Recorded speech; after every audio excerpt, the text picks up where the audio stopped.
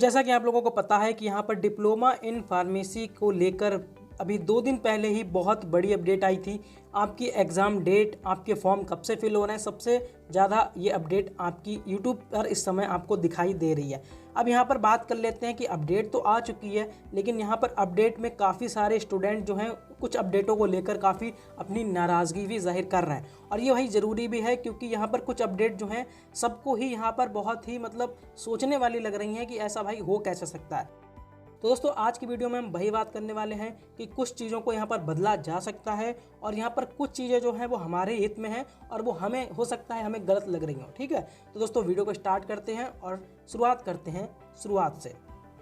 तो भाई यहाँ पर देख सकते हो, सबसे पहले तो आपको मैं यहाँ पर एक सबसे बड़ी यहाँ पर अपडेट दे देता हूँ कि सबसे पहले भाई आपको पता होना चाहिए कि diploma in pharmacy exit exam जो है ना दोस्तों, वो आपका होगा साल में 2 बार। ठीक है, अब 2 बार कब हुआ करेगा वो आपको मैं बता दूं। सबसे पहले होगा मार्च और अप्रैल में, फिर होगा आपका सितंबर और अक्टूबर में।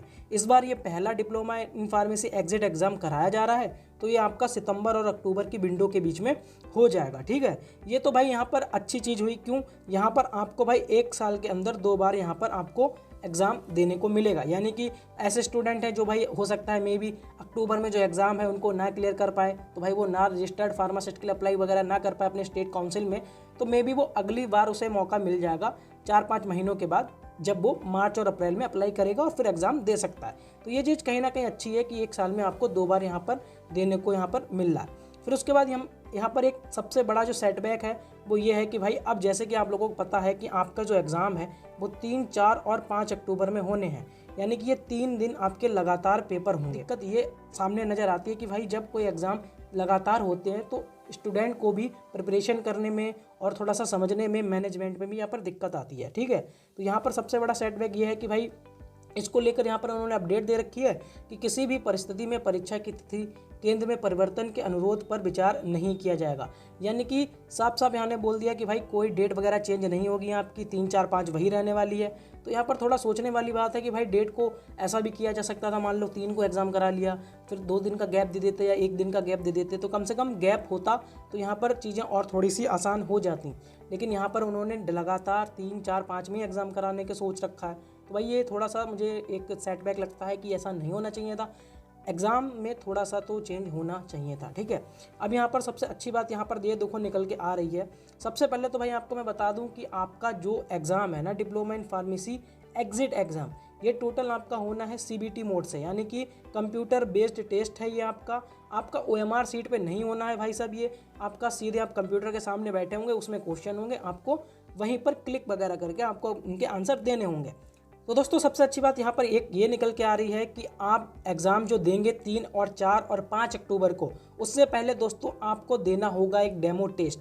अब डेमो टेस्ट में आपको पता लग जाएगा कि भाई किस प्रकार से पेपर होना है, क्या माहौल रहना है, कैसे हम पेपर दे सकते हैं, सारा कुछ आप डेमो टेस्ट में देख सकते हैं। ये डेमो टेस्ट आपका होना है 20 सितंबर 2024 से डेमो टेस्ट की शुरुआत हो जाएगी। कहाँ पर दोस्तों आप ये टेस्ट दे सकते हो? यहाँ पर वेबसाइट दे रखी है उन्होंने, इस पर जाकर आप जो है डेमो टेस्ट का जो इस्तेमाल है वो कर सकते हैं, जो कि आपको पता लग जाएगा कि भाई कैसा फिर क्या सीन एग्जाम में रहने वाला। तो दोस्तों हम बात करते हैं यहाँ पर परीक्षा शुल्क यानी कि एग्जामिनेशन फीस के बारे में।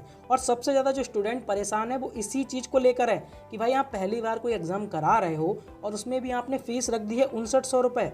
अरे भाई थोड़ा कम कर लेते, थोड़ा स्टूडेंट का जो ख्याल है वो कर लेते। आपने एक बार एग्ज़ाम कराया पहली बार में और आपने फ़ीस रख दी सीधे 5900 रुपये। तो सबसे ज़्यादा भाई यहीं पर दिक्कत आने वाली है स्टूडेंट को कि एकदम से वो स्टूडेंट प्रिपेयर नहीं था भाई इतनी ज़्यादा फीस पे करने को लेकर। अब उसको 5900 रुपये का पहले इंतजाम करना पड़ेगा, फिर बेचारा वो एग्ज़ाम की तैयारी करेगा, फिर ये सब चीज़ें बहुत ज़्यादा ही यहाँ पर हेक्टिक हो जाएंगी। अगर दोस्तों आप यहीं पर ये फ़ीस 2500 या 3000 के आसपास होती तब भी ये थोड़ी सफिशेंट मानी जाती। तो दोस्तों हम यहाँ पर बात कर लेते हैं एलिजिबिलिटी क्राइटेरिया के बारे में। तो एलिजिबिलिटी क्राइटेरिया हमारा क्या है? सबसे पहले तो भाई आपका डिप्लोमा इन फार्मेसी होना चाहिए। सबसे पहले तो ये D.Pharm के लिए ही है, यहाँ पर बैचलर वालों के लिए कोई जगह नहीं है, क्योंकि यही बैचलर जो होता है वो बिल्कुल यहाँ पर वैलिड तरीके से होता है, 4 साल का होता है, तो उसमें किसी भी धांधले की यहाँ पर गुंजाइश बहुत ही कम है। ठीक है, इसीलिए आपका डिप्लोमा इन फार्मेसी कराया जा रहा है, क्योंकि बहुत से स्टूडेंट कॉलेज नहीं जाते हैं भाई, घर बैठे बैठे यहाँ पर अपना डिप्लोमा कंप्लीट किया जा रहा है। इसीलिए आपका सबसे पहले भाई आपका D.Pharm कंप्लीट होना जरूरी है। फिर उसका आपका रिजल्ट आ जाना चाहिए 31 जुलाई 2024 से पहले। तो दोस्तों यहाँ पर मुझे ये चीज़ थोड़ी सी यहाँ पर ठीक नहीं लगी, क्योंकि यहाँ पर बहुत सारे बोर्ड ऐसे भी हैं जो आगे पीछे अपना सदर चला रहे हैं। ठीक है, बात कर लेते हैं कि प्रत्येक पेपर में आपके 150 बहुविकल्पीय प्रश्न होंगे। अब जो प्रश्न होंगे वो भाई केवल अंग्रेजी भाषा में होंगे।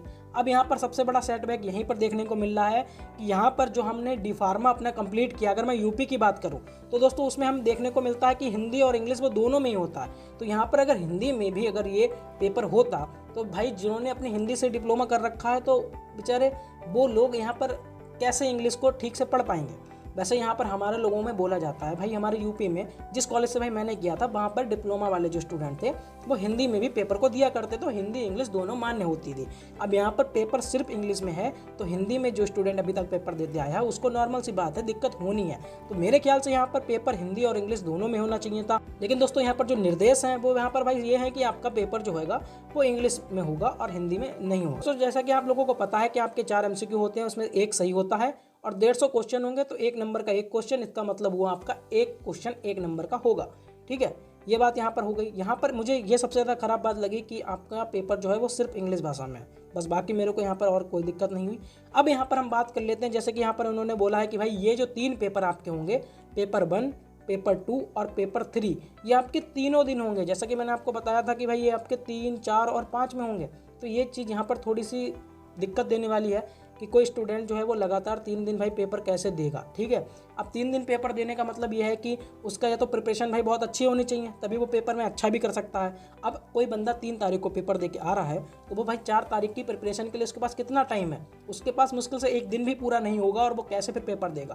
फिर वही अगर हम बात कर लें 4 तारीख को अगर वो पेपर दे के आएगा तो फिर 5 का कैसे देगा। तो कम से कम एटलीस्ट पेपर में यहाँ पर टाइम देना चाहिए था। अगर कोई पेपर 3 को है तो वो कम से कम 5 को करना चाहिए था, 5 वाला कम से कम 7, 8 को करना चाहिए था। इस तरीके से चीज़ें होती चाहिए थी, लेकिन यहाँ पर नहीं की। अभी हम यहाँ पर देखो एग्जामिनेशन फीस ही जैसे मैंने आपको बताई 5900 रुपये थी यहाँ पर। ठीक है, अब कोई स्टूडेंट भाई फॉर्म को भरेगा, ठीक है, 5900 रुपये वो पहले तो यहाँ पे कर देगा।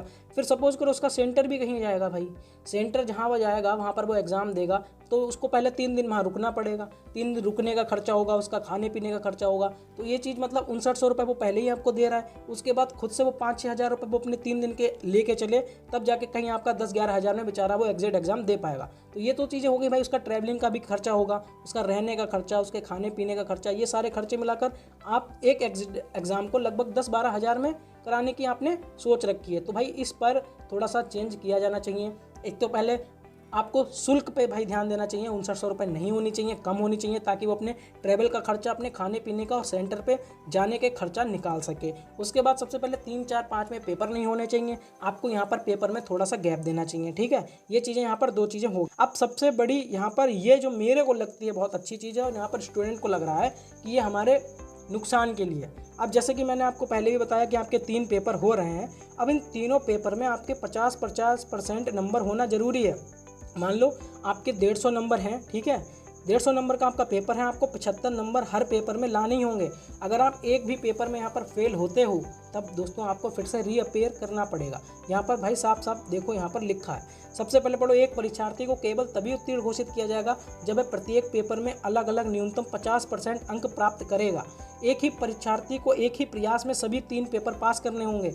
यानी कि भाई अगर वो एक में ही फेल हो गया तो उसको फिर अगला जो विंडो होगी एग्जाम को फॉर्म को फिल करना पड़ेगा, फिर से वो यही सारी प्रोसेस करेगा। तो भाई ये चीज़ देखो, अगर आपने भाई डी फार्मा अच्छे से पढ़ाई करी है तो इसमें आपको डरने वाली कोई ज़रूरत नहीं है। डरने वाले उनको ज़रूरत है जिनने घर बैठे डिप्लोमा करा है, ठीक है, क्योंकि जिन्होंने पढ़ाई करी है भाई वो एक ही अटैम्प्ट में निकाल देंगे और वो 150 में से 75 नंबर लाने की काबिलियत उनके अंदर होगी।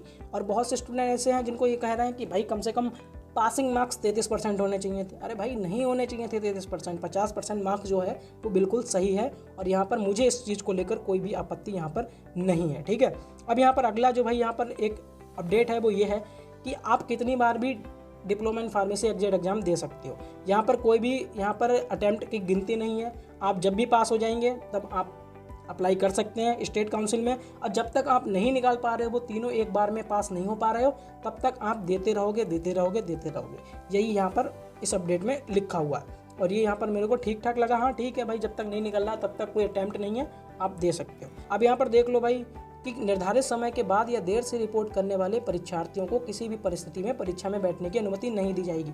सबसे अच्छी बात है भाई, आप भाई एग्जाम देने आ रहे हो तो आपको अगर लेट हो जा रहे हो तो भाई आपको क्यों वहाँ पर फिर एंट्री दी जाएगी। ये अच्छी बात है कि आप अगर लेट हो रहे हैं तो फिर आपको परीक्षा से वंचित कर दिया जाएगा, बहुत अच्छी बात है। अब भाई यहाँ पर सेंटर पे जाओगे तो आपको भाई यहाँ पर ये चीज़ें आपको ले जानी जरूरी हैं। ये आपकी बिल्कुल ओरिजिनल होनी चाहिए, जैसे कि पैन कार्ड, ड्राइविंग लाइसेंस, पहचान पत्र या पासपोर्ट, आधार कार्ड। कम से कम इसमें से 1 से 2 आईडी आपके पास होनी चाहिए, तभी आपको वहाँ पर एंट्री दी जाएगी। और भाई ये ध्यान से लेकर जाना कि बहुत सारे स्टूडेंट वहाँ पर एग्जाम देने तो जाते हैं, बस ये सारी चीज़ें नहीं लेकर जाते हैं।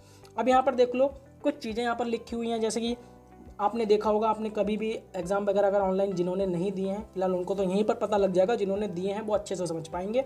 देखो, जब भी कभी आप एग्जाम वगैरह देते हो, कभी कभी आप देखते होगे कि वो सामने से स्क्रीन अपने आप गायब हो जाती है, पावर कट वगैरह हो जाता है, फिर आप पैनिक होने लगते हो कि अचानक से जहाँ पर मैंने फॉर्म फिल जो ख़त्म किया था वो वहीं से स्टार्ट होगा या नहीं होगा। ये सारी चीज़ें आप वहाँ पर देखते हो, तो यहाँ पर उन चीज़ों को लेकर ही लिखा हुआ है। जैसे कि अगर आपका पावर फेलियर, यानी कि अगर पावर वगैरह आपका कंप्यूटर चल रहा है, अगर बिजली की वजह से आपका कंप्यूटर बंद हो जाता है तब फिर क्या होगा, तो भाई उसमें कुछ नहीं करना है आपका। एक टाइम के बाद जब पावर आ जाएगी, उसके बाद आपका जो जहाँ पर आपने वहाँ पर जो अपना एग्ज़ाम बंद किया होगा, जैसे कि जहाँ पर आप कर रहे होंगे, वो वापस वहीं से खुल जाएगा। ठीक है, वहाँ पर कोई दिक्कत आपकी आने वाली नहीं है और आपका कोई भी टाइम वहाँ पर लॉस नहीं होगा। अगर आपने 5 मिनट के लिए पावर कट है तो आपकी 5 मिनट और आपको टाइम दिया जाएगा। ठीक है, यही आपका देखने को मिलेगा। अगर आपकी स्क्रीन वगैरह लॉक हो जाती है किसी भी मामले से, या आपका कीबोर्ड या माउस वगैरह दिक्कत कर रहा है, तो ये सारी चीज़ें उसी में आती हैं कि आपको इतना ही टाइम आगे आपका बढ़ा दिया जाएगा, आपका कोई भी टाइम काटा नहीं जाएगा। ठीक है, उसके बाद भाई क्या शहर रहेंगे आपके सेंटर के लिए, सबसे पहले तो ये देख लो